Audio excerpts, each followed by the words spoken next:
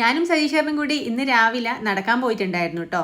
കുറേ കാലത്തിനും ശേഷമാണ് പോകുന്നത്. ആദ്യമൊക്കെ പോയി പിന്നെ നിർത്തി. ഇതിന് എത്ര ദിവസം ഉണ്ടാവും എന്ന് ആർക്കറിയാം. പിന്നെ എനിക്ക് മടിയാവും കേട്ടോ. അപ്പോൾ ഇന്ന് നമ്മൾ ഉണ്ടാക്കാൻ വിചാരിക്കുന്നത് പുട്ടാണ്.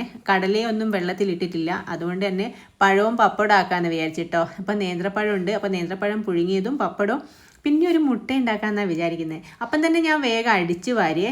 ആ രാവിലെ ആയി അടിച്ചു വാരി തുടക്കൽ കഴിഞ്ഞാൽ ഒരു പണി കഴിഞ്ഞല്ലോ. പിന്നെ ഇതിൽ എന്തോ മുട്ട ഇട്ടിട്ടുണ്ടോ എന്നൊരു ഡൗട്ട്. പറയുമ്പോൾ 2 ദിവസം മുന്നേ വെള്ളം മാറ്റിയതാണ്.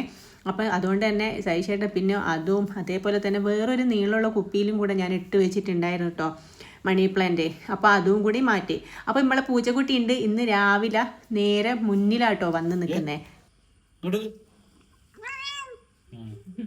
ഇങ്ങോട്ട് മീൻ കിട്ടിയതിൻ്റെ സന്തോഷമാണ്. ഇങ്ങോട്ട്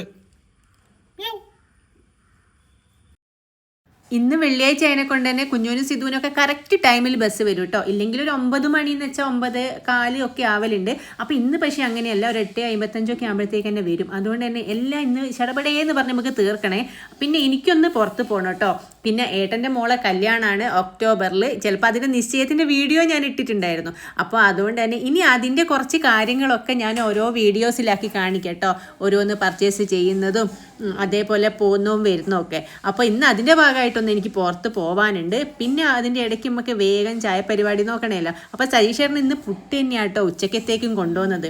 അപ്പം ഇന്ന് ഇസ്തിരി ഇടുന്ന തിരക്കിലാണ്. രാവിലത്തെ ആ പരിപാടി സതീഷേട്ടൻ്റെ ഡ്യൂട്ടിയാണ്. പിന്നെ ഞാൻ വേഗം പഴവും പുഴുങ്ങി നമ്മൾ പുട്ടും ഉണ്ടാക്കി മുട്ടയും പുഴുങ്ങി കേട്ടോ. പിന്നെ കുഞ്ഞൂനും സിദ്ധുവിനും വേഗം ഭക്ഷണം കൊടുത്തിട്ടുണ്ട്. കാരണം സ്കൂളിൽ പോകണമല്ലോ. പിന്നെ ഓരോരുത്തരായിട്ട് കുളിക്കാനും ഇതാക്കാനൊക്കെ പോയി. അപ്പോൾ ഇന്നത്തെ വീഡിയോ എത്രയേ ഉള്ളൂ. അടുത്ത വീഡിയോ കാണുന്നവരിക്കും ടാറ്റ ബൈ ബൈ.